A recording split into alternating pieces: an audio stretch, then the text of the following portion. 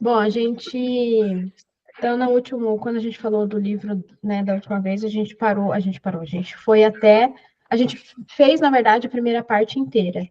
Uhum. E, na verdade, eu diria que é quase na metade do livro, mas eu acho que daqui para frente a gente tem lógico, tem pontos importantes que eu vou, né, colocar aqui, e também vocês vão debatendo junto comigo, o que vocês apontaram de importante e relevante, mas eu acho que também daqui para frente muita coisa ele reitera o que ele diz na primeira parte, né? E no outro encontro eu até tinha comentado com as meninas que eu assisti o vídeo dele, que ele disponibilizou lá no Clube da Mari sobre o livro, e ele basicamente foca mesmo mais na primeira parte, o vídeo inteiro. Então, eu acho que a gente vai realmente reforçar bastante coisa do que a gente viu aqui. Eu acho que de novidade tem essa parte da vida intelectual, enfim. Então, a parte 2 do livro seria a parte da sabedoria. Ele começa falando sobre clarividência, serenidade e ordem. Eu até fui procurar no dicionário que era clarividência, porque eu não sabia o que era. E anotei aqui, que é precisão e clareza no que falar. E daí aqui, logo no começo, na página 103, ele fala da clareza nas definições, né? Que nem sempre temos essa clareza nas definições. No cotidiano, falamos de uma forma arrevezada e imprecisa, quando nos limitamos a responder com emojis ou risadas. Isso aqui mexeu muito comigo. Eu já tinha visto essa coisa dos emojis. Eu acho que foi até o Ícaro que eu vi falando sobre isso, e eu já tinha refletido o quanto eu faço muito isso nas mensagens, né? Principalmente hoje que a gente se comunica muito pelo WhatsApp. E assim, de certo, eu nunca tinha pensado por esse lado, e para mim fez muito sentido quando eu ouvi, e depois ele fala de novo aqui, que não é que os emojis são errados, mas a gente tem que prestar atenção, porque muitas vezes eu acho que deixa nossas mensagens menos. Passa uma mensagem muitas vezes até errada. Porque se a gente for ver, e faz sentido, né? E agora eu até observo nas pessoas. Então, por exemplo, tem um dos prestadores que trabalha comigo que eu percebo que ele manda muito kkk. Mas assim, é demais, assim, sabe? Ele escreve kkk. E eu já vejo como, cara, ele não está se atentando, que ele está mostrando, de certa forma, até uma fragilidade dele nisso. E tira a seriedade do trabalho. Então, eu acho que isso trouxe muito para mim esse cuidado que a gente tem que ter com essa influência toda das redes sociais, que entrou na nossa vida, porque a gente acaba meio que. Eu entendo que a gente acaba meio que maximizando isso na nossa vida.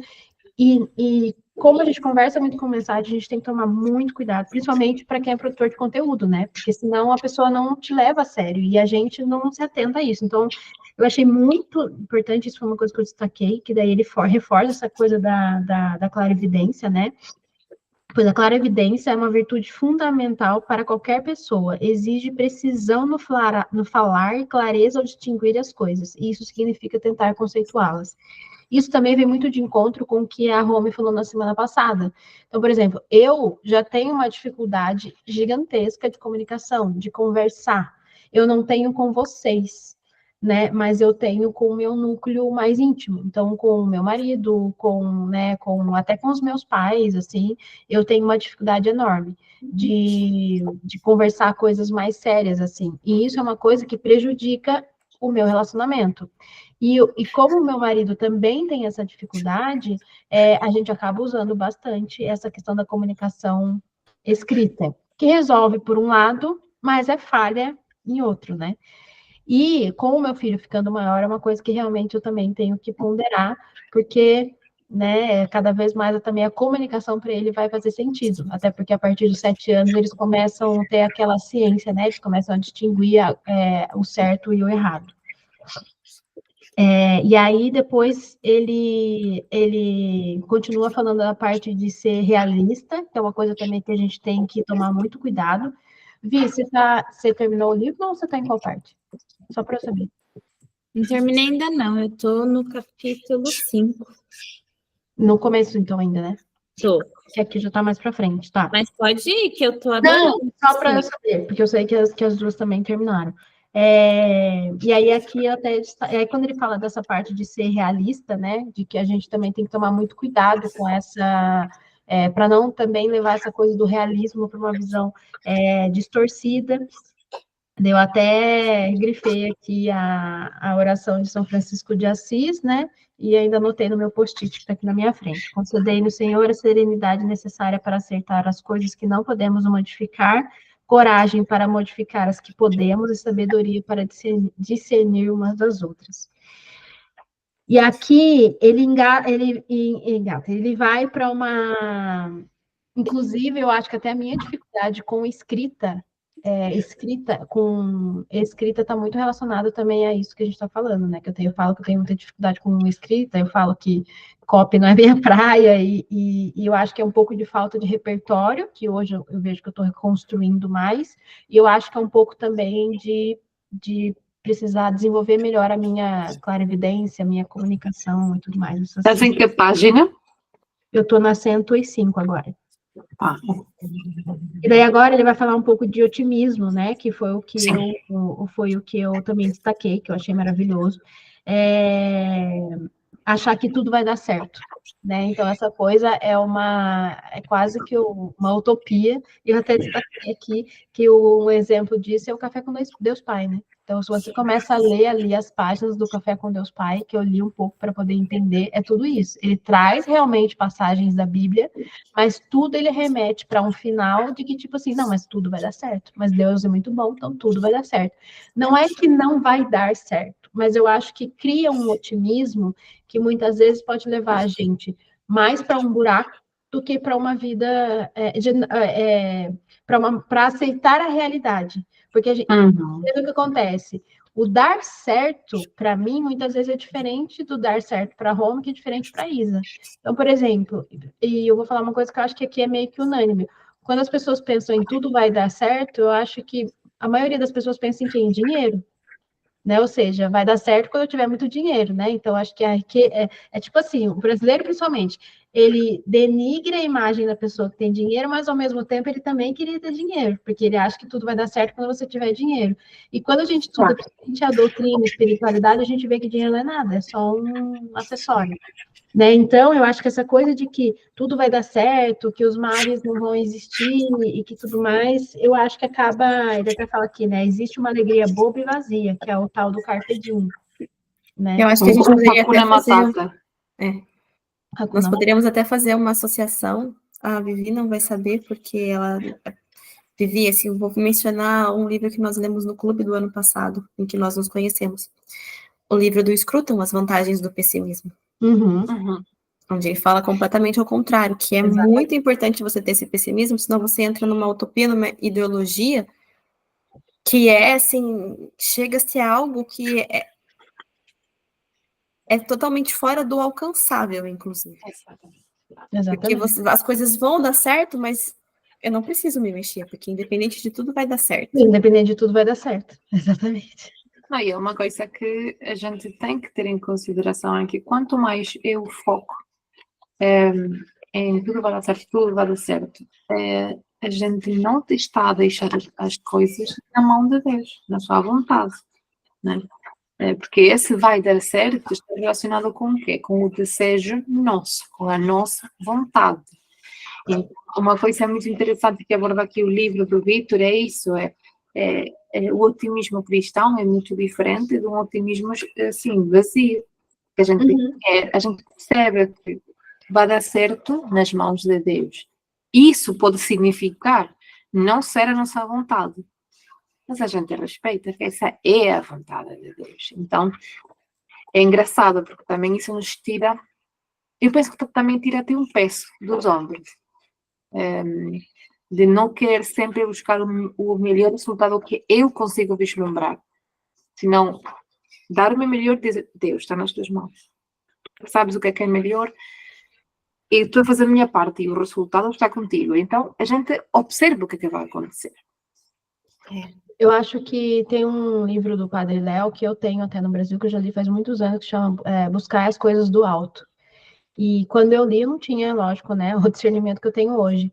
Mas hoje faz muito sentido até o próprio título do livro, né? Buscar as coisas do alto. Ou seja, a gente vai pautar a nossa vida voltado para lá. E uma coisa que me mexeu muito comigo, que o Guilherme Freire falou, no Flow Podcast, é tipo assim, as pessoas falam que o paraíso é aqui na Terra. Ele, Deus me livre. Ele falou, eu não quero viver esse paraíso aqui na Terra, eu quero viver o paraíso lá. O Isso Vitor, me se não me marcou. engano, também fala isso no livro. O Vitor, né? Fala. Então, tipo, e é exatamente isso. Então, a gente vai sempre buscar as coisas do alto e ao mesmo tempo que... Aí você pensa, né? As pessoas, elas têm um pouco de repulsa em relação... E aí cai naquele vídeo que eu mandei para vocês duas ontem, né? Para a Roma e para a Isabela. Porque no Flow também tocaram nesse assunto, porque o cara do Flow fala pro Guilherme assim, mas o padre tem que renunciar a um monte de coisa, como que ele é feliz assim? Mas é que ele tá falando, é uma pessoa que não entende nada, né? Claro, não entendo. Porque as pessoas acham, é por isso que eu falei, o discernimento, o conceito das pessoas de dar certo, de ser feliz, é muito único da pessoa. Então, por que eu falei do vídeo de ontem? Todo mundo achou um absurdo a menina acordar 4 horas da manhã, mas, gente, se para ela acordar 4 horas da manhã é bom, qual o problema? Tipo, não existe uma regra de obrigatoriamente todo mundo tem que acordar às 8 horas para ser feliz. É a mesma coisa, entendeu? Então, assim. Então, o que eu tenho me apaixonado cada vez mais pela doutrina católica é que ela te ensina a ser uma pessoa melhor, e as pessoas não veem isso, né? As pessoas não enxergam, elas só enxergam que é um mundo de imposições, proibições, mas é que, óbvio, eu sei que hoje a sociedade está voltada para um mundo dos prazeres, né? Porque as pessoas querem o ônus de tudo, querem o bônus de tudo, Exato. querem ganhar tudo, mas não querem fazer esforço nenhum. Só que o engraçado é que quando você entra nesse... Só que é contraditório demais, por quê? Porque no final das contas, essa pessoa vive vazia. Entendeu? Então, por que hoje em dia tem muito mais depressão do que... A gente fala disso, né? No livro, uma hora ele fala disso, que eu achei maravilhoso também. Do que antigamente. Porque hoje as pessoas estão indo para esse mundo de prazeres. Então, é uma utopia mesmo. Achar que esse mundo que elas estão defendendo é bom, porque não é bom. E vocês sabem que eu tenho duas situações que brevemente eu quero dizer para vocês. Uma de uma amiga, como que a gente tem, para tentar ter esse otimismo, terceiriza as culpas de certas situações. Sim. Eu tenho uma amiga que estava num momento de muita gula, onde ela estava com dificuldade de controlar, e aí ela me disse que a terapeuta disse a ela, a Romy vai escutar agora, vai ter um infarto. A terapeuta, que ela faz terapia semanalmente, e que a terapeuta disse para ela que a gula, ela tem um fundo de abandono na infância. É a constelação familiar. Eu espero que ela tenha desenvolvido melhor esse conceito com ela, né? Porque, então, você imagina. E aí, depois, o que acontece? Por que a terapeuta talvez disse isso? Tem um misto de...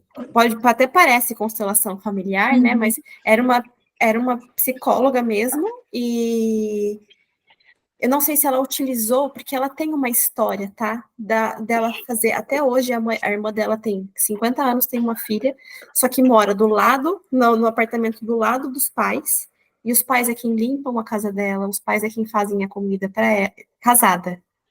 Os pais é quem levam a criança na escola, lavam, é como se ela não fizesse nada. E isso ela tem desde a infância, a irmã dela tem meio que isso. E já ela não, já ela faz tudo. Então eu não sei se a terapeuta criou essa conexão para dizer que ela era abandonada e hoje ela come para tentar suprir alguma coisa. Mas quando você já assistiu aquele programa Quilos Mortais? Qual? Quilos Mortais? Sim. Então, todo mundo que participa tem uma história de abandono na Sim. Ou abuso.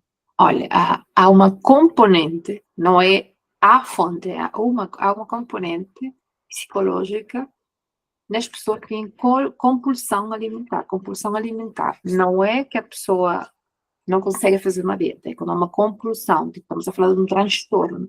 Há uma componente emocional que pode estar relacionada com o abandono.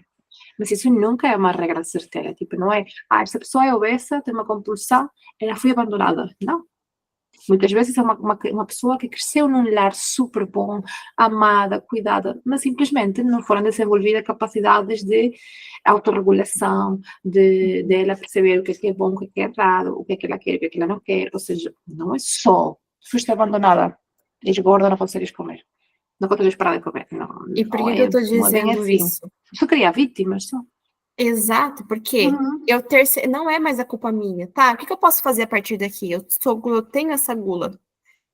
Só que a pessoa fala, pronto, é porque eu já sou aluna. A pessoa, ela deixa de ter Sim. responsabilidade pelo Sim, ato que ela tem é. diariamente e transita isso para agora eu sou a vítima, eu fui abandonada, eu tinha uma rejeição na infância, e E aí isso por está a isso. acontecer muito hoje em dia. Exatamente.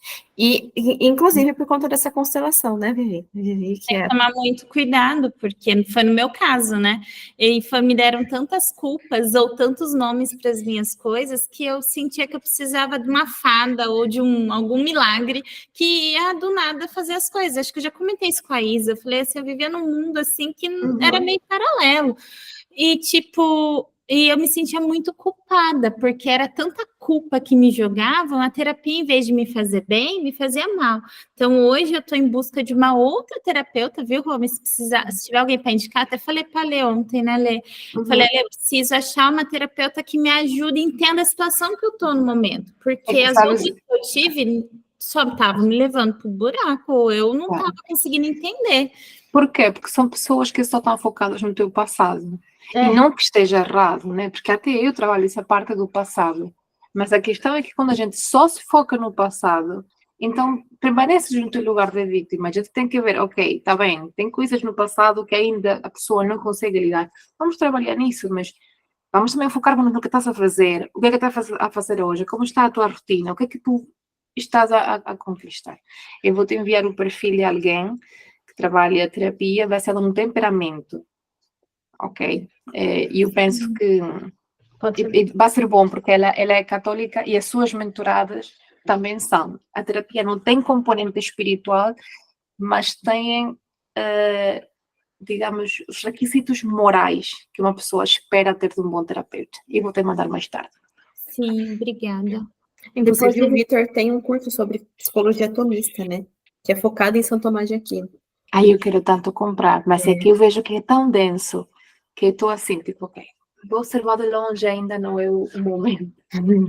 E aí, uma segunda situação rapidamente, mas é de uma outra amiga, que veio me dizer que agora ela estava se preparando para fazer 1 ano de penitência sem comprar, porque ela estava comprando compulsivamente. Essa é a Lê. Não, pior que não é a Lê. Ela tá nessa, mas...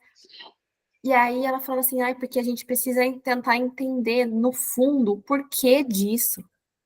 Porque tem alguma coisa no fundo que a gente tem que entender, que tá trazendo a gente para... que tá me trazendo para consumir, tanto com relação à comida, quanto com relação à compra. E aí eu disse para ela, né, eu falei, olha, porque ela também é uma pessoa religiosa, mas ela é evangélica, ela não é católica. E ela gosta muito de estudar, então eu falei, olha, nós temos já, isso é uma predisposição nossa. E a gente tem que lutar contra isso, não é você tentar buscar alguma coisa, sabe? Alguma coisa de fora que está me causando isso. Porque senão, de novo, você entra numa utopia, que o problema não sou eu, o problema é uma coisa que aconteceu lá atrás. E perde-se no porquê, mas porquê, mas porquê. Exato. Minha filha, você é gulosa e lide com isso. Trabalhe com isso. Exatamente. É o que a Rô me falou, eu acho que às vezes, eu também concordo que às vezes é importante saber a causa, mas tá, e aí a partir disso você vai fazer o quê? Não soube a causa e pronto, fiquei ali, pronto, acabou. Bom, aí falando disso, né, ele fala bastante aqui nesse capítulo sobre ordem, de novo, é que ele já tinha falado no começo, mas ele fala de organização, né, de ordem, Sim. organização. Ordem, então, tenho reiterado a importância da agenda aqui na página 109, porque é fundamental para ordenar a vida na prática, isso serve muito para mim. Ordem no tempo. Se São José Maria Escrivá dizia que sem um plano de vida jamais teremos ordem, eu parafrasearia, dizendo que sem uma agenda bem planejada e obedecida jamais teremos ordem. E aí entra também naquela questão de que sempre estamos assoberbados de compromissos, né? Que devemos parar e verificar com calma se não há um excedente, se não há uma coisa sobrando. Além disso, precisamos aprender a dizer não, a priorizar e enfatizar o que é mais importante: Deus, família e trabalho. Isso também para mim faz muito sentido, né? Porque acho que a gente não tem muito essa clareza, né? Lógico que na primeira parte do livro, aquela hora que ele fala dos dedos da mão, que eu achei maravilhoso também, ele trouxe um pouco dessa clareza para a gente, e é realmente isso, né? Tudo que aparece na nossa vida, a gente tentar entender se está dentro desse contexto, né? De Deus, família e trabalho, e eliminar os excedentes, né? Aí depois ele fala da verdade e vontade, né? Então, eu sou capaz de fazer o que planejar e nada nem ninguém pode me impedir. Isso é força de vontade, né? E aí entra muito naquele negócio também que o Lucas Scudeler fala de novo, também aprendi muito, né? O negócio de não consigo, na verdade é não quero, né? Aí ele já entra aqui de ordem, quando ele fala de ordem e presença, ele fala da oração, né? Da oração, e ele traz de novo a questão do celular, que ele pode ser o nosso inimigo na concentração e nessa questão da presença total. Inclusive, depois que eu li essa parte, eu comecei a rezar porque como eu estou usando o Pocket Terço, eu comecei a rezar com o celular no modo avião, né? Desligando tudo, que o Pocket Terço funciona mesmo assim, para não vir. Porque o que acontece? Eu até comprei em Fátima, a última vez, um livrinho para não ter que usar o Pocket Terço, mas a explicação dos mistérios, para mim, do Pocket Terço, eu gosto. Então, não adianta, comprei o livrinho e estou recorrendo a ele de novo. E aí, essa aqui é maravilhoso, né?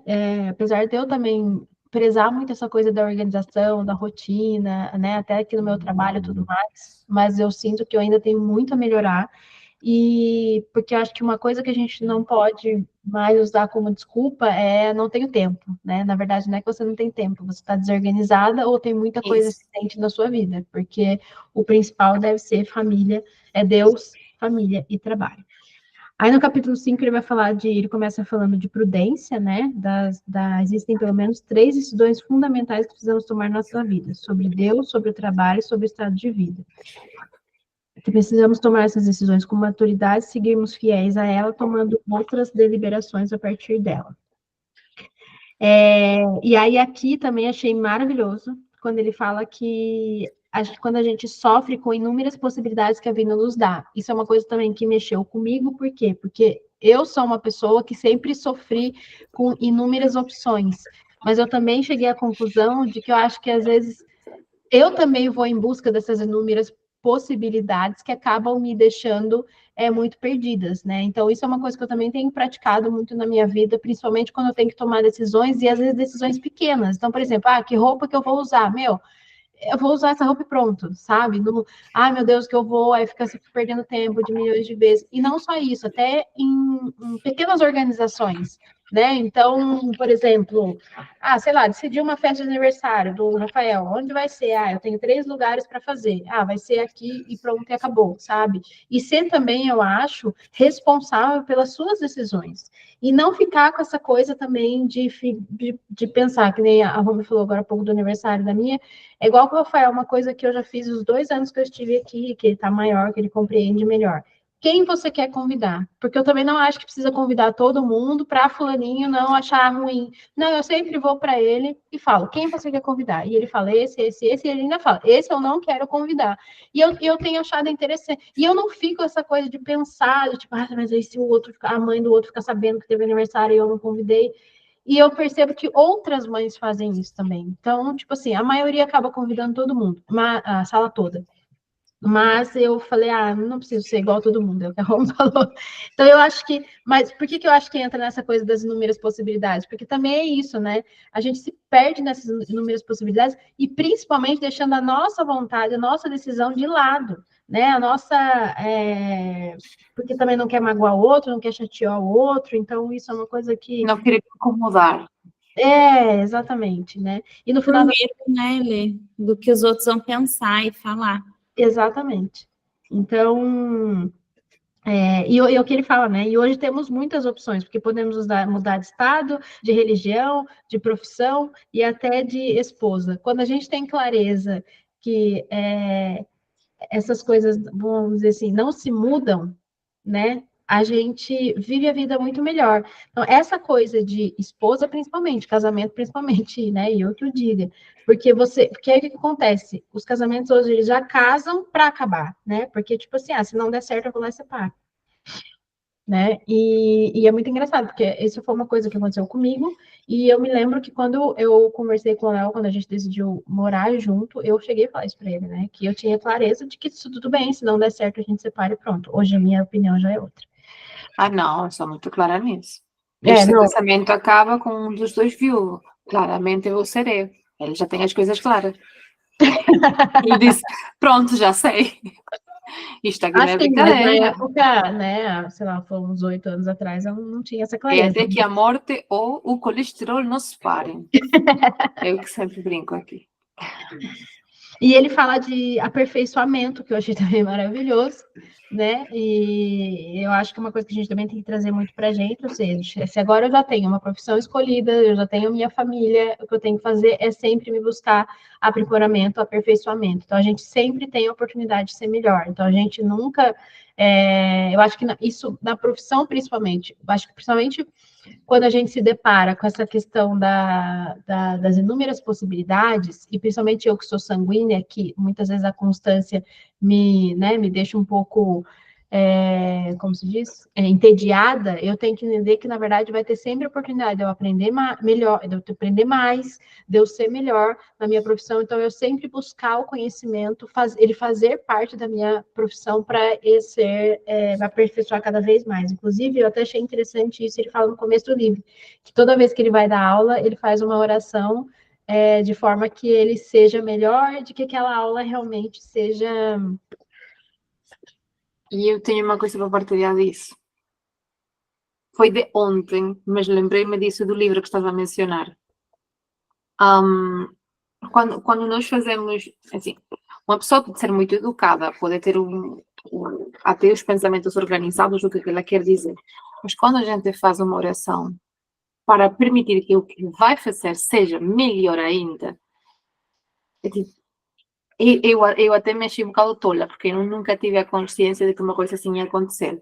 Eu ontem falei com a minha irmã e já tinha 7 anos que não falava com ela.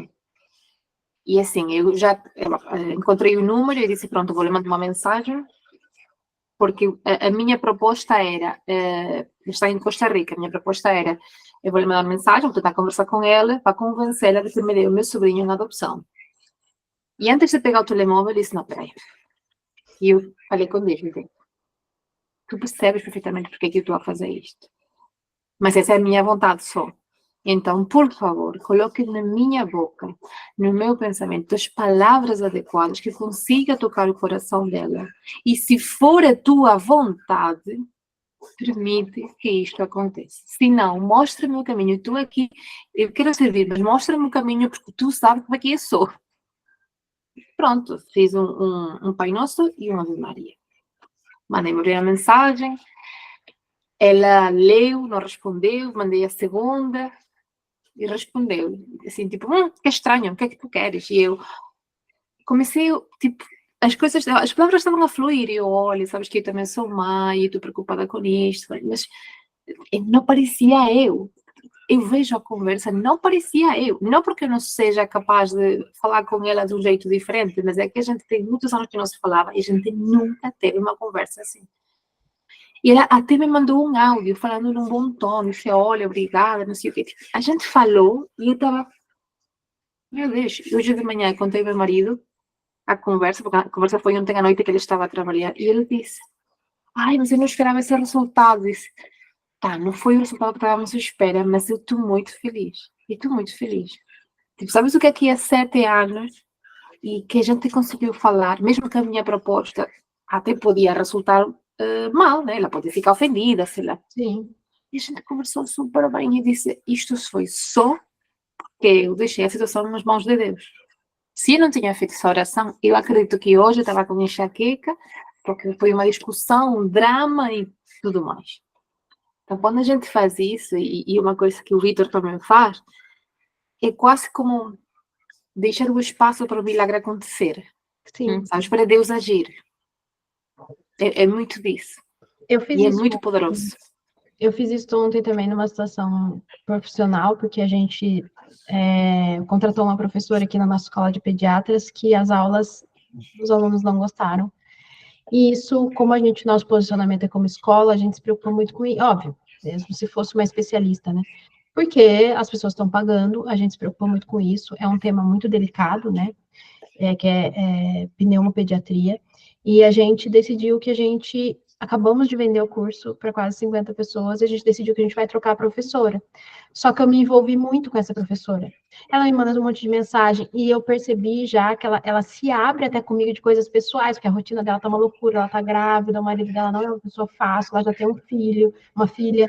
Então, assim, ela acaba que ela desabafa muito comigo, sabe? Eu falei, meu Deus, vai ser muito difícil dispensá-la, porque ela já tá num turbilhão de emoções. Eu sei que ela tá. E eu sei que isso vai deixar ela muito para baixo. Então, assim, foi muito difícil, obviamente, tomar essa decisão. Só que eu tenho um sócio, lógico, é um negócio, é meu trabalho, eu também não posso me envolver emocionalmente com isso. Claro. E eu não tinha rezado o terço ainda ontem. E aí eu rezei o terço, eu falei, gente, esse terço é por ela. E que a nossa conversa, que ia ser meia hora depois, flua tudo bem, porque a gente ficou com medo, né, dela achar ruim, a gente não sabia, na verdade, a expectativa dela. Só que era a decisão mais acertada, porque os alunos começaram a fazer críticas até, e a gente sabia, porque realmente as aulas não estão didaticamente falando boas, entendeu? E aí a gente foi falar. Daí o meu sócio começou a falar com ela, e eu quieta. Ai, meu Deus, é muito difícil. Eu ainda brinquei com ele, falei, eu não posso mais me envolver com nenhum professor mais. Ele deu risada. Aí ele mandou uma mensagem para mim, fala você também, porque ele percebeu que tipo, a seleção não estava falando nada. Ai, meu Deus. Aí eu comecei a falar, e eu tentei falar de uma forma, daí no fim ele até falou que eu fui até mais incisiva que ele, mas eu acho que ela entendeu. Eu não quis falar, olha, suas aulas estão muito ruins, isso vai prejudicar a nossa marca. Não, eu fui dando meio que voltas, mas no fim a gente percebeu que ela entendeu, sabe? E ela recebeu de bom grado. Eu vi que ela realmente ficou chateada, tanto que ontem à noite, já era 11 horas da noite aqui, eu vi que ela me mandou uma mensagem e falou, posso te fazer uma pergunta? E você responde sincera? Eu não respondi, porque eu falei, já são 11 horas da noite, eu não tô com cabeça para responder. Claro. Eu sei que ela vai me perguntar, tipo, ela vai querer que eu fale mais sobre o que a gente falou. Mas eu também não quero ser, sabe, rude, falar, olha, tá muito ruim as suas aulas, olha, tá muito ruim, não. Então, mas você deu esse exemplo, e eu fiz isso também, e também baseado no que o doutor falou, já que eu vou rezar meu terço agora, eu vou rezar por isso. No final, graças a Deus, foi tudo bem, tanto que depois ela me mandou uma mensagem, vou te indicar uma amiga que é professora de pneu, e ela é muito boa. Eu falei para ela, graças a Deus, deu certo. Ela não se sentiu ofendida, acho que no final ela entendeu. A gente tem outros combinados com ela, que a gente combinou que a gente vai permanecer. Então, eu falei, graças a Deus, mas é complicado. Eu acho que faz todo sentido, assim. E com certeza tem muito uma ação. E eu acho que reafirma também, né, Romy? Você vai talvez concordar comigo, que o que a gente decidiu falar para a pessoa faz sentido. Exatamente. Porque no nosso caso, no seu caso, deu certo, e no nosso caso também foi igualzinho. Graças a Deus foram melhor do que a nossa expectativa. Isso poderia gerar até uma briga, a gente tem contrato, tudo direitinho, e lá diz, né, que a gente pode romper o contrato numa insatisfação dos alunos, mas mesmo assim, é uma situação delicada, é uma situação chata, envolve dinheiro, né, envolve expectativa da pessoa, e ela ia ganhar por porcentagem, mas a gente vai pagar ela mesmo assim, obviamente, só que agora num acordo, enfim. Então, fez muito sentido para mim, porque no final a gente saiu aliviado e certo que a nossa decisão também foi certa, porque a gente leva muito a sério essa questão do estudo, né, da educação, e nós estamos ensinando outros pediatras que vão instruir outras mães, outras famílias, então, assim, e é o dinheiro de outras pessoas, eu também dou muito valor a isso, então, acho que no final foi muito bom. E aí, no capítulo 6, ele entra na parte que a gente já começou a falar, que é da nossa trajetória intelectual, e assim, isso também me tocou bastante, me tocou por causa da história do Rafael, me tocou porque eu vi o quanto eu não fui estimulada na minha vida, né, educacional a ser mais intelectual, e hoje, a Romy falou agora há pouco, né, eu sempre gostei de estudar, eu nunca gostei de estudar, eu sempre repudiava isso. E hoje eu amo estudar, então alguma coisa tinha de errado. Na verdade, eu acho que eu não era incentivada, porque eu também hoje amo estudar, eu quero ler 500 livros, eu quero fazer 500 cursos. Então, assim, eu tinha mas sócia que falava assim, a Alessandra é a pessoa que tem todos os cursos online da face da Terra. E ela falava meio que até tirando um sarro, sabe, da minha cara. Mas, e hoje eu vejo que é porque eu tenho interesse. Tudo bem que eu não preciso comprar todos os cursos da face da Terra. Aí a gente vai, daqui a pouco ele vai falar disso e a gente vai falar disso também. Mas eu me sinto, hoje eu me sinto orgulhosa disso. Porque, de certa forma, eu não fui estimulada lá atrás a ser uma pessoa intelectual. E agora eu estou buscando, talvez, tentando correr atrás do prejuízo. E aí eu também tenho uma coisa que eu não sei se vocês concordam. Depois que eu entrei também nessa vida, até antes do clube, eu cheguei à conclusão, até pelas falas da própria Lara Nesteruk, né? Que para mim hoje não existe profissão boa ou ruim. Eu falei, acho que isso para Vivi, inclusive. Existe o que você faz, bom e ruim. Então, por exemplo, se a gente falar da profissão, por exemplo, fisioterapia no Brasil, fisioterapia ganha pouco, fisioterapia isso, aquilo. Na verdade, a Isabela vem contradizer tudo isso. Porque ela é uma profissional com competência, então não é possível. Então não é a profissão. Eu sinto que é muita pessoa. E eu que trabalho no ramo de médicos, a gente parte do princípio que todo médico é bem sucedido. Não, tem muito médico ferrado por aí. É a mediocridade, né? Onde a pessoa, ela exatamente. quer Então, fazer o mínimo ali do... Exatamente. Então, não existe, para mim, hoje, não existe profissão ruim ou profissão, você que não faz o seu trabalho. E eu acho que esses dias alguém colocou um story de um vídeo de um lixeiro. Eu agora não sei se foi o Vitor, se foi o Guilherme, ou se foi uma outra pessoa que eu sigo. E ele falava, olha como o lixeiro, eu não sei como era na Venezuela, mas no Brasil, passava caminhão de lixo e o cara descia correndo para pegar os lixos E Era o cara exatamente igual. rindo à toa, correndo, pulando. E ele falou, olha como o cara está fazendo o bom trabalho. E se você for parar para pensar, tipo assim, meu filho não vai ser lixeiro. A minha mãe falava que não queria que eu fosse manicure, porque ela não queria que eu mexesse no pé das outras pessoas. Eu nunca esqueci dela falar assim, não seja manicure, para não ter que ficar mexendo no pé das outras pessoas. E, gente, não é uma certa forma de uma soberba, né? Já fui manicure e já me disseram isso. Ai, tu tão inteligente e lavando o pé alheio. Uma coisa não tem nada a ver com a outra. E, gente, o que Jesus fez na Santa Ceia? É um símbolo de humildade, se a gente for parar para pensar. Ai, eu adorei ser manicure, por acaso. Gostei. Era muito boa, mas eu gostei muito. Eu gostei muito. Conheci cada personagem. Quando você faz as coisas com vontade, né? Você transforma tudo que você faz. Sim. E aí... Eu tenho um hábito há muito tempo, pensar, principalmente quando eu trabalhava em TI, né? Era entrar no TI ou pegar em alguém e falar que eu possa fazer alguma coisa do bem, que eu possa ajudar e mudar a vida dessa pessoa de alguma forma, influenciar em alguma forma, e fazer sempre uma oração antes de entrar. Então, acho que isso fazia muita diferença. E muitas vezes eu entrava com uma expectativa e saía eu lá com mais coisas aprendendo do que aquela pessoa, aprendia com a mãezinha ou com aquela criança, com aquela situação. E muitas vezes você não precisa entrar e fazer o que está no teórico, né? É simplesmente olhar à volta, dar atenção de outra forma. Então, acho que isso eu aprendi muito com a fisioterapia e com o ser humano. Acho que é olhar o outro com diferença. E quando eu fui para a Irlanda, eu trabalhei de tudo, né? Eu tive que trabalhar de faxineira, de cleaner, depois até que eu cheguei numa profissão lá que eu até que gostava. Só que aí eu consegui olhar, eu tive que descer. Eu descer para uma profissão que é onde o meu currículo, meu diploma não fazia diferença nenhuma. Contudo, isso eu aprendi. A mesma coisa que eu praticava lá, de tentar dar o melhor que seja para limpar um banheiro. E as pessoas vêm. E as coisas fluem. A vida vai fluindo de uma forma que a gente não imagina quanto Deus faz a diferença. E hoje eu consigo ver isso. Mas é difícil, tipo, agora eu tô com essa transição de carreira aí, a mente, né, o imediatismo, esse negócio de empreendedorismo, a internet, faz muito mal, porque você se compara muito e o medo de tudo, só que quando você tem uma certeza, você só vai e tenta fazer o melhor, entregar o seu melhor. Mas, Vi, também trouxe muito à tona aqui no livro. Eu concordo com você que a internet influencia muito a nossa cabeça, é por isso que a gente tem que trocar, né? Sim, O tempo que a gente fica na internet, ele tem que ser muito menor do que ele é. Porque o que acontece? Por mais que a gente tenha a ideia fixa de que é o que eu estou falando aqui agora, se a gente continuar alimentando o nosso imaginário com essas coisas, inconscientemente a gente vai ficar numa briga, né? É o bom falando do ruim. Então, eu acho que é por isso que eu digo, né? Quando a gente sai e sabe o que vai esperar, leva um livro, porque senão a gente vai ficar no Instagram, a gente vai ficar no TikTok. Eu falo isso porque eu tenho que brigar muito com essa minha má inclinação. Então, essa parte da intelectualidade mexeu muito comigo, né?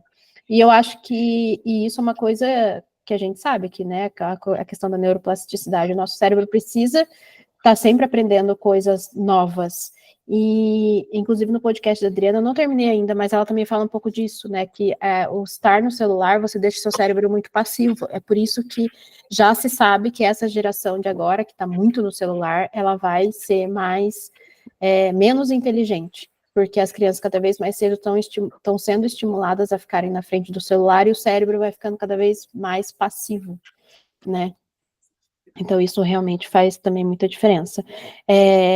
Aí ele fala também em algum momento aqui uma coisa que até a Isabela já repete bastante, que é que a gente não gosta daquilo que a gente não conhece, então faz muito sentido para nós agora estarmos estudando a doutrina católica, porque a gente começa a gostar cada vez mais, então, que nem, principalmente nós três aqui que fizemos aquela trajetória de a gente já acompanhava Ítalo, Mari, Ícaro, todo mundo que falava da doutrina católica, mas para mim fez muito mais sentido quando eu comecei a ver as aulas do Padre Ramalho, depois a gente ainda leu a Fé Explicada, né? Porque daí a gente foi mais a fundo, porque o que eles fazem ali é compartilhar de uma forma superficial, eles não conseguem, né? Obviamente, nas redes sociais, entrar com tanta profundidade. Então, aqui ele fala muito, né, da intelectualidade, tanto na vida pessoal, na vida, então, a dimensão intelectual da fé, depois a vida profissional, né, e uma coisa aqui, uma curiosidade que eu não sabia, que a anamnese significa não esquecer o essencial. É porque quem é profissional da área da saúde, a anamnese é uma palavra que é o contrário de amnésia. Achei muito interessante isso também. Aí ele vem de novo, né, bater na minha cara da questão da agenda. Tenho o hábito de programar o meu tempo, o dia, semana, o mês, o semestre, o ano, com clareza das minhas metas a curto, médio e longo prazo, como se fosse um coach de mim mesmo. A resposta já é não. E aí ele fala das virtudes da vida intelectual, e aí aqui ele vai pautar muito nessa questão mesmo da vida intelectual. Eu fiz mais um destaque aqui onde eu até escrevi que eu nunca dei valor aos estudos, aí a gente já falou sobre isso, né, a importância de ler os clássicos, né, isso também fez muito sentido para mim, por isso que eu também comecei a colocar essa leitura dos clássicos, e quem sabe até consigo me animar para ler os clássicos que eu não li na época das minhas aulas de literatura e tudo mais, né. Daí na página 143 ele fala uma coisa que também me tocou muito, que é para quem está começando a cultivar a vida intelectual, talvez seja bom pertencer a um grupo solidário em que se trocam experiências. Isso dá um certo sentimento de pertença, de inclusão e de não ser um peixe fora d'água ou um lunático. Somos nós aqui, né? Isso realmente faz muito sentido, né? Porque começar a fazer essa trajetória sozinho, principalmente eu que não era estimulada, e principalmente eu que tenho a tendência de não agir tanto pelo meu temperamento, isso estimula realmente bastante, né?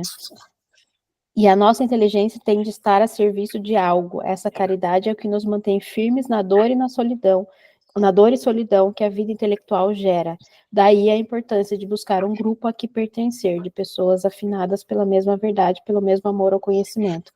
Aqui entra aquela história também da amizade, né? Nós falamos isso até na casa da Vivi, né? Que a gente tem aqueles amigos de infância que não estão na mesma sintonia que a gente, que às vezes quando a gente vai conversar com eles, tipo, não é que nem a gente aqui que se conversa flui, a gente tem os mesmos valores, o mesmo caminho, tem hora que falta até o assunto, né? E aí ele fala, obviamente, do consumismo intelectual. Então, ele vem trazendo para nós a ideia do equilíbrio, né? E para mim isso também faz muito sentido, porque também a gente não... como é que eu posso dizer? a gente também não cair no fetiche, né? E ele usa bem essa palavra mesmo, né? O consumista tem mais prazer em comprar do que consumir o produto. Então, tipo assim, não é porque, eu até brinquei com a Isabela quando eu li essa parte, não é porque a minha estante está cheia de livros, e eu, inclusive, separei as prateleiras da minha estante entre livros que eu já li e livros que eu não li. E eu tenho esse problema, porque a parte dos livros que eu não li é maior do que os que eu li. Ou seja, eu também estou vivendo esse consumismo intelectual. Ele fala do consumismo intelectual e ele fala da curiosidade, e eu sei que eu também tenho um pouco disso, né, de tomar cuidado com a curiosidade e preguiça. Então, por exemplo, essa coisa também de eu comprar cursos de forma não, como é que fala? Ordenada, né? É porque eu tenho uma curiosidade, mas ao mesmo tempo eu tenho uma curiosidade versus uma preguiça também de consumir e de uma desorganização, porque daí eu tenho um monte de curso que eu não fiz, eu tenho um monte de livro que eu não li, porque a minha vida é desorganizada também não cabe isso. Então, na verdade, dentro da minha promessa da minha penitência esse ano, tá, de eu não comprar roupa, não comprar acessórios, e na hora de comprar livros e cursos, comprar aqueles que eu realmente vou consumir, né? E eu confesso que já pequei. Esses dias comprei um livro que eu não precisava comprar, mas comprei. Daí ele termina essa parte da sabedoria e entra na parte do amor, e aí ele entra na parte do casamento e da amizade, e ele começa falando da virtude da fortaleza, que eu acho que realmente faz sentido, né? Principalmente quando a gente fala de amor, quando a gente fala de casamento, de amizade, porque a gente também idealiza, eu acho que principalmente a nossa geração, né, que o casamento, que o amor é muito uma coisa linda, uma coisa muito de sentido, né, aquela coisa de as borboletas no estômago, e não, o amor é uma decisão, né, e o amor é uma decisão, o casamento é uma decisão, uma amizade de verdade lá é uma decisão, e a gente... Um compromisso, né? É um compromisso, exatamente, então se a gente não tiver a virtude da fortaleza, de realmente não sermos maduros, de sermos fortes, para realmente viver isso na realidade, a gente vai viver uma coisa muito superficial. E eu acho que principalmente, eu acho que tanto em relação, acho que vocês vão concordar comigo, casamento e amizade, hoje o mundo inteiro está muito superficial, né?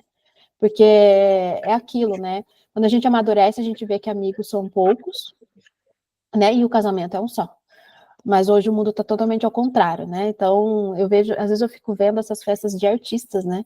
Meu, essas festas, a pessoa faz uma festa de aniversário e vai 200 pessoas, 300 pessoas. Eu falei, cara, você não tem 300 pessoas para convidar para o seu aniversário. Você não tem 300 amigos de verdade. Você não tem nem tempo para falar com todas essas pessoas. Eu fico pensando que acaba indo para um lado muito superficial, né? Muito materialista ao mesmo tempo. Então, ele fala aqui também do amor não é um sentimento, o casamento como uma vocação, sem dúvida nenhuma, e isso também, para mim, também faz muito sentido, porque hoje eu tenho muito isso comigo. Aí eu destaquei a parte que ele falou que o matrimônio foi o que converteu, que isso foi uma coisa muito maravilhosa, achei muito bonito da parte dele, que ele explica muito bem naquele vídeo que eu passei para vocês. Que ele conta a história da conversão dele. Amizade, bem comum e comunhão. A amizade é uma virtude fundamental para alcançar uma vida plena, pois ninguém é feliz sozinho. Toda amizade pressupõe um bem comum. Os amigos amam as mesmas coisas e se opõem às mesmas coisas. A amizade utilitária é aquela em que se tem em vista o interesse. Os amigos se buscam porque são úteis uns aos outros, e a amizade virtuosa é a verdadeira amizade, de quem busca o bem do amigo acima do prazer e da utilidade. Isso para mim faz muito sentido, tanto que alguém, hoje em dia, que vem me cobrar contato, vem me cobrar as coisas, eu até repudio um pouco, porque isso não é amizade verdadeira, né? A pessoa parece que ela se preocupa primariamente em cobrar de você que você não está indo atrás dela antes mesmo de saber como que eu estou, né? E o motivo, muitas vezes, que eu não estou indo atrás dela, às vezes é porque eu estou passando por um problema, por alguma coisa, e a pessoa nem sabe. Os meus pais são assim. A primeira coisa que eles falam pra mim, sim, ambos, a primeira coisa que eles falam pra mim quando eu os ligo é: e aí, você não ligou mais pra mim? Minha mãe, igualzinha. Minha mãe também. Manda uns emojis lá no grupo, nada a ver. Minha mãe também, igualzinho. Ai, você não fala mais, você não sei o quê, você não entra em contato, mas nem... Aí meu irmão também às vezes me manda isso, eu falo, Você não tem mãe? você tem mãe? Igualzinho. Tá morando tudo junto, na mesma casa, as três. Não é possível, eu também acho. Eles têm um grupo igual o nosso aqui, eles combinam as coisas, não é possível. Mas, Ale, quanto a esse negócio de amizade, é muito sério, né? Eu tô pedindo muito para Deus. Eu pedi muito para Deus acho que eu comentei isso também, amizades verdadeiras, né? Que me traz... Porque eu precisei me afastar de todo mundo para eu me chegar nessa versão que eu tô agora. Porque eu estava muito poluída de amizades superficiais, ou melhor, não é amizade, né? De pessoas que eu tinha que me doar, e não tinha essa troca. E aí eu só estava me afundando. Aí quando eu estava aqui em Portugal, que eu me vi sozinha, eu me isolei de todo mundo, para poder me reencontrar, para saber, não, é isso que eu quero, eu não quero mais nada raso. Mas E sabe aí que eu cheguei... eu tô aprendendo, né? Eu até falo isso às vezes, eu falo, gente, eu não sei ainda ser amiga, mas eu tô aprendendo, porque realmente é um desafio para mim.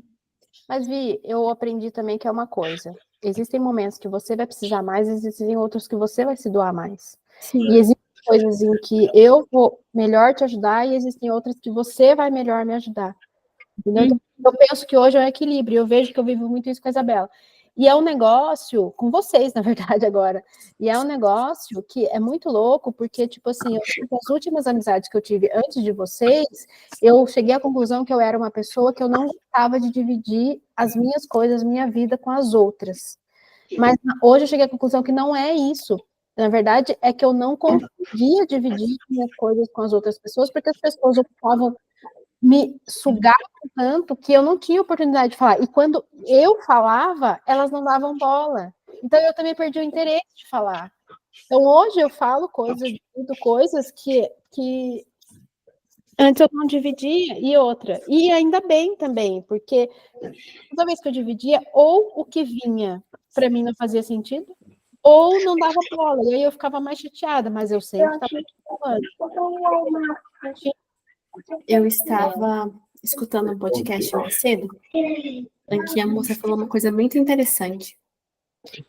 Na transição dela para o catolicismo, ela tinha um grupo de jovens, um grupo de orações, mas ela também tinha o grupo da universidade, porque foi bem na época em que ela entrou na universidade. E aí o grupo, a vida de universidade é a vida de balada, é vida de bebida, é vida, né, que a gente já sabe como é. E aí ela falou sobre identidade, unidade de vida. Porque se a gente for para pensar, a gente tem um lugar onde a gente quer chegar. Então, eu quero o lugar de cuidar do meu lar, de ser uma boa fisioterapeuta e dar o meu melhor para os meus alunos, e ser uma... Eu tenho essa direção, mas eu tenho amizades que me levam para outra direção. Então, por exemplo, eu não posso falar sobre catolicismo, eu não posso falar sobre família para uma amiga minha que é solteira, que está vivendo a vida e que não pensa sobre isso. O negócio dela é a profissão dela. Querendo ou não, isso me tira da unidade que eu quero me tornar, que eu quero ser. Então, eu tenho que ser outra pessoa para ela. Então, ela falou justamente sobre isso. Ela ia na balada, aí ela estava na fase de solteira, e ela queria encontrar alguém. Então, ela usava o que era conveniente para uma balada. Você usar uma roupa mais curta, você se comportar de uma maneira diferente. E ela começou a pensar assim, meu Deus, já pensou se eu encontro alguém do grupo de oração aqui? Que vergonha. E ela viu quão discrepante que era os dois mundos em que ela queria estar e o que ela estava inserido. E ela começou a mudar. Bom, então isso daqui não me convém. Claro. E a direcionou, não só a forma como ela se vestia, mas a forma como ela se portava.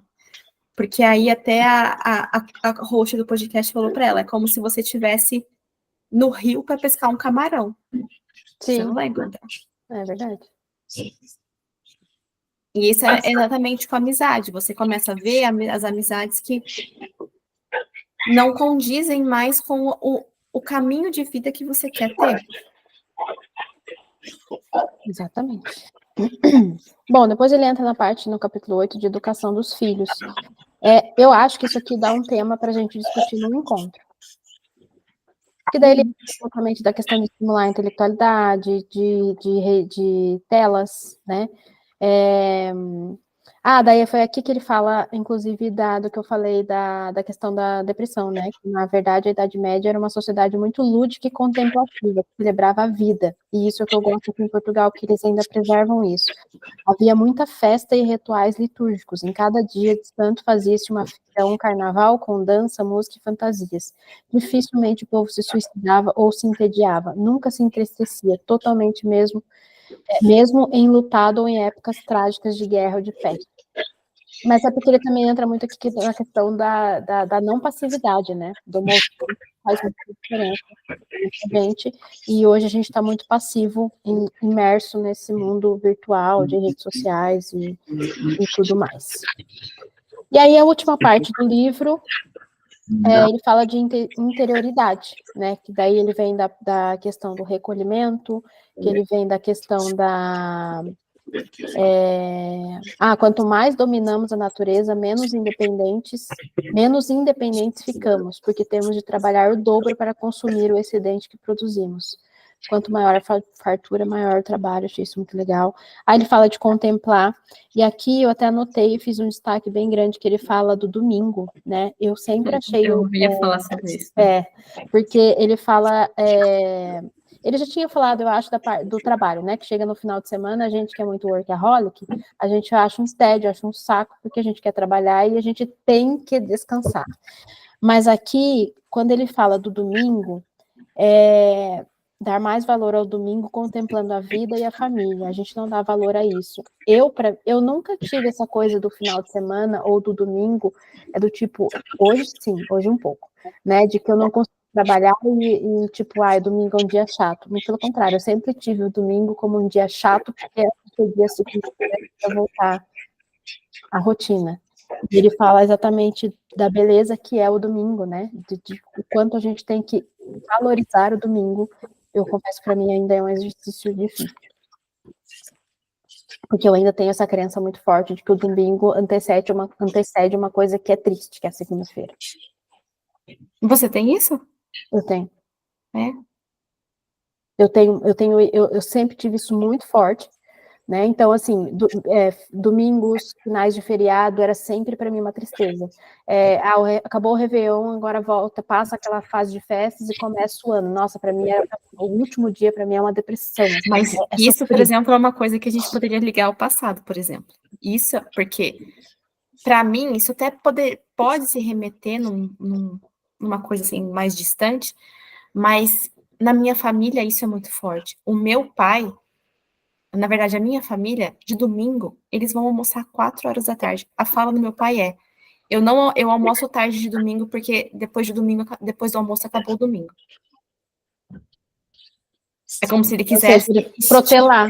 Exatamente. Ele quer esticar, porque o domingo ele não pode acabar. É como aquele doce que você come assim, devagarinho, para não acabar. É tipo isso. Para mim é tipo isso. É tipo assim, o domingo não pode. O domingo você já tem que dormir cedo, porque é segunda-feira. Mas é a vida dos prazeres, né? Então a sexta é maravilhosa, porque daí sexta, beleza, ainda tem o sábado. Sábado também é legal, é domingo aquela merda. Eu ainda tenho essa crença. Porque ela sempre foi muito forte para mim por muito tempo, né? Eu acho que fazer está sendo mais difícil um pouco. Hoje já é um pouco melhor. Mas eu sofria real, gente. Eu só não chorava, eu acho, mas era... Eu não sei como é que é para a Romy, porque ela é de outro país. Mas para nós brasileiros, o que remete o domingo? Fantástico. Faustão, acabou o Faustão. E dá até aquela tristeza. Que era um programa de TV de final de domingo. Acabou o Faustão, fantástico, pronto. Já se enterra, porque... Aí você se enterra, acabou mesmo. Aí era... Sim, de forma geral, eu diria que é igual. Na minha perspectiva pessoal, eu só ficava muito contente pelo fim de semana, ou não queria que acabasse o fim de semana, era quando estava com o meu pai. Porque eu sou filha de pais separados, né? Mas para mim, sempre gostei muito da segunda-feira. Era tipo, até uma nova semana. Porque para mim era, não preciso estar enfiada em casa com a minha mãe. Mas basicamente é isso, tem a ver com a minha história. Para mim, segunda-feira era sinônimo de voltar no outro lugar, conversar com outras pessoas. Era, uau, vou sair daqui. Durante os 3 anos que estive a trabalhar na companhia, trabalhei aqui no Porto, eu detestava e comecei a ficar ansiosa ou doente no domingo à noite, que ela quando liga, que não sei o quê, mas era por causa do meu trabalho, era muito estressante. Eu acho que isso Estamos liga vivendo muito. isso aqui na minha casa. Eu gosto muito. Só Não comigo. para mim, a segunda-feira quase que tem sabor a um domingo pequeno. Sabe, eu não encaro aquilo como, ai meu Deus, está acabando. Não, é tipo, ai, que entusiasmo, vou começar outra semana. E é outra energia. Eu gosto muito da segunda-feira. Eu detesto que acabe a terça, mas é porque a terça é o dia de folga do Jorge. E ele trabalha em restaurante, ele trabalha às noites. E para mim é tipo, este é o único dia que eu tenho para mim sozinha. Mas assim, para começar a semana, eu adoro. Para mim é novas oportunidades, novas coisas para fazer, sempre nova energia. Eu não. Aí ele entra, acho que esse é meu lado melancólico. Ele entra no capítulo 10, ele entra na parte da fé, confissão e humildade, né? Então, eu achei muito... tem na página 196, ele fala a luta humilde contra os vícios, né? Isso também, para mim, pega bastante, principalmente nessa parte da gula. Mas a parte da confissão... eu achei muito interessante, né, o que ele fala aqui da... gente, eu não vou me estender muito por causa do horário, mas é que tem muita coisa aqui interessante que ele fala, mas eu gostei quando ele fala da parte da... aqui, que São José Maria Escrivá dizia que a confissão tem que ter 4 critérios, ela deve ser clara, concisa, completa e contrita. E eu achei muito interessante isso, porque é uma coisa que eu tinha dúvida. Apesar da gente ter lido sobre a confissão na Fé Explicada, eu achei que para mim aqui ficou mais claro, eu sempre tive dúvida de como confessar, e pelo que eu entendi, eu cometi o pecado da preguiça, da avareza, disso, não preciso ficar dando detalhes, e lógico, sermos humildes, de reconhecermos e de realmente nos arrependermos de forma, né, da forma como tem que ser. Aí ele fala muito da vida de oração, né, e eu também gostei da parte onde ele sugeriu até, né, que a gente divida a oração em partes do dia, e que é uma dificuldade também que eu tenho, porque daí eu acordo, rezo, depois não rezo mais, né, a parte do autoconhecimento, que eu acho, né, isso é uma coisa que eu também já sou bem adepta, isso eu sempre gostei, né, então a oração é uma grande forma de autoconhecimento, uma das grandes contribuições de Santo Agostinho foi perceber que não é possível realizar o propósito socrático do autoconhecimento sem dialogar com Deus. Achei isso também muito legal. Nesse sentido, eu preciso falar para alguém, como para um amigo, um sacerdote ou a minha esposa, o que eu estou pensando e sentindo para que, de algum modo, eles me ajudem a entender o que de fato passa dentro de mim, qual é o peso da relação dos meus pensamentos e sentimentos. A mortificação simbolizada pelo jejum nos liberta do desejo de satisfação de todos os nossos apetites, né? De novo vem aí o jejum, ele fala bastante do jejum, né, no livro inteiro. Só então conseguimos nos colocar a serviço dos demais, cuja imagem é a esmola. É porque ele fala que a oração precede a caridade, né? Ele fala que a oração vem antes da caridade. Buscar a comunhão, né? Então ele incentiva bastante a gente buscar a comunhão. Então a Eucaristia é a melhor oração, porque é a união real com o corpo, sangue, alma e divindade de nosso Senhor Jesus Cristo. É a oração que se faz em ação de graças na comunhão. Se a oração é comunhão com Cristo e a Eucaristia é comunhão do corpo de Cristo, naturalmente a união será mais profunda e real, porque não é apenas verbal, mental ou psicológica. Daí ele fala aqui da prática da oração, né, que é para a gente dividir, para orarmos, começarmos pelo menos com 30 minutos e dividir em 3 diferentes do dia. Aí ele fala aqui sobre as orações jaculatórias, que eu não sabia o que era, daí eu fui procurar, e na verdade por exemplo, aquela que a gente faz no final do terço, é um tipo de oração ejaculatória, né? Senhor, tem piedade de nós. Senhor, tem... É repetir um trecho, né? Isso, exatamente. E aí eu até li um texto interessante que explicava e falava que a gente pode fazer orações ejaculatórias ao longo do dia. E ele falou sempre de priorizarmos uma leitura espiritual. Isso também achei muito legal. Que ele fala de a gente sempre ter, né, a leitura espiritual como a nossa aliada.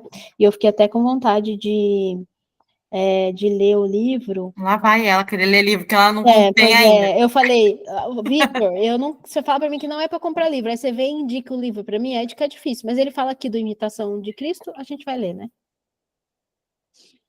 Imitação de Cristo que a gente vai ler mais pro final do ano? Não. Não?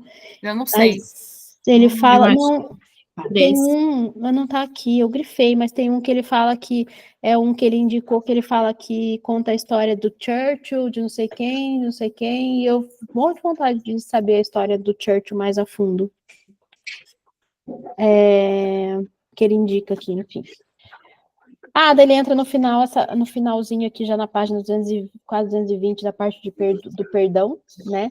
E aí, quando a Romy estava contando a história da irmã dela, eu lembro que ele fala porque ele fala do perdoar e ele fala da questão, entra na questão da agressão, da violência, que a gente sempre tem que agir sempre com o bem, né? Então, a reagir o mal usando ações de bem, falando do bem. Então, é uma coisa você apontar o dedo na cara da pessoa e, tá fazendo isso é errado, querendo que ela mude, que ela seja uma pessoa melhor. Quando a gente vai com, devemos afogar o mal na superabundância do bem, como ensinou São José Maria Escrivá. Tanto o bem quanto o mal são miméticos, ou seja, eles se multiplicam. Né? Então, isso também achei bem interessante. Aí ele fala Como custa. Do perdão. Enfim, gente, eu acho que é isso. Daí, no finalzinho, ele vai só... Essa questão de afogar o mal com o bem, a mim custa-me imenso, porque eu quero afogar a pessoa, mesmo, afogá-la. É a colérica. Então, custa muito, né? Custa muito. Sério, e isso é uma coisa que o meu marido brinca comigo. Ele disse, tu tens uma tendência a ser vingativa muito alta. E eu concordo. Então, é aquela luta interna, né? Mas é muito difícil. E devo sempre lembrar-me de vou acalmar-me, as coisas não são assim. E se a gente vê quase tudo o que vimos neste livro, tem muito a ver com deixar as nossas vontades de lado, Sim. fazer o que está certo e deixar nas mãos de Deus. E eu acho que é uma forma em que eu assumi o livro para mim própria. Não sei o que vocês acham. Para mim também. Sim. E eu acho que o que a gente tem que fazer, talvez, em cada livro, principalmente esse, eu estava conversando com a Lê antes da gente fazer a reunião, se a gente pega um livro desse, lê, falamos agora e deixa na estante, nós não vamos ter tirado nada dele. Então, eu acho que é importante nós selecionarmos os fragmentos que nos... Não que nos chamam mais atenção, mas que mexe na nossa ferida e que nós temos que melhorar, que nós temos que trabalhar no dia a dia para que isso funcione. Então, nós temos aqui 2 coléricas no grupo que tendem a correr e fazer vocês também fazerem. Fazer as sanguíneas parar de querer fazer tudo ao mesmo tempo. Fica aqui, tempo. enamorando a vida. Mas Exatamente. eu acho que é isso. Eu acho que precisa. Eu até coloquei aqui que precisa revisitar, né? Não Não só adianta. revisitar, eu acho que e pôr em prática. Exato. Mudar. Mas a minha questão hoje é essa. É tanta coisa. E se eu for ver, eu tenho que fazer tudo que o livro está aqui. Só que o que é mais urgente? Organização, Eu acho que assim, disciplina. a partir do momento você tem que. Eu acho que é muito legal esse livro, porque ele traz aqueles exames de consciência. Uhum. Então, que você pode pontuar algumas coisas ali diretamente que vão mexer conosco. Mesmo. E muito do que se coloca, por exemplo, se você tem organização, a tendência de você ter disciplina ela é muito maior. E assim, então, assim, resolve sua organização, a sua. A intenção. Então, fazer um mapa, por exemplo, da sua vida, o que você quer. Tudo isso te dá uma visão maior para você executar depois e ter disciplina em olhar para aquilo diariamente, em ter disciplina em fazer. Gente, eu tô achando muito charmosa. Olha só, ela usa bullying. Eu sou uma senhora. Eu sou uma senhora. Eu sou uma Total. senhora. Total. E estou bebendo um copo porque está frio. Senão, estaria bebendo nesta. Eu sou uma senhora, total. Olha isso, gente. Que chique. Eu sou uma senhora. Ela é clássica. Então, eu acho que a gente pode deixar como uma atividade pós-livro da gente escrever algumas coisas que a gente precisa pôr em prática e a gente pode, inclusive, expor aqui no grupo para que a gente crie esse compromisso e daqui a, sei lá, uns 3, 4 meses a gente revisite isso. Fale, e aí, o que a gente fez sobre isso daqui, sabe? Boa, gosto disso. Eu gostei disso. A curto, médio e longo prazo. Eu acho O que que Vamos? aconteceu, o que você viu, o que aconteceu e o próximo passo, que step, que vai E ser coloca as coisas importante muito pra quem? visíveis, sabe? Que coloca assim, ó, no calendário, um lembrete no seu celular, para você ficar o tempo inteiro, porque senão essa anotação também que a gente vai fazer vai ficar perdida no caderno e você nunca mais vai lembrar de colocar, porque são coisas muitas vezes minúsculas ao longo do dia, ao longo, né, da vida que a gente precisa mudar. Mas eu acho que nós poderíamos fazer isso, Sim, faz sentido, eu gosto. né? Pra Eu gente acho realmente agir. Porque vai ser pessoas em estágios diferentes. Sim, Aqui. e que ajuda uma outra, e que é um compromisso. É interessante como o ser humano ele reage muito melhor a um compromisso com o outro do que um compromisso consigo mesmo. É verdade. É uma pressão diferente. Sim, com certeza, eu também acho. Então, esse compromisso com vocês vai ser diferente. Certo? Então, a gente pode fazer isso e, sei lá, a gente pode colocar no grupo, talvez, mesmo. Eu Né? acho que sim. Eu acho Nos que sim. apresentam. A gente pode pôr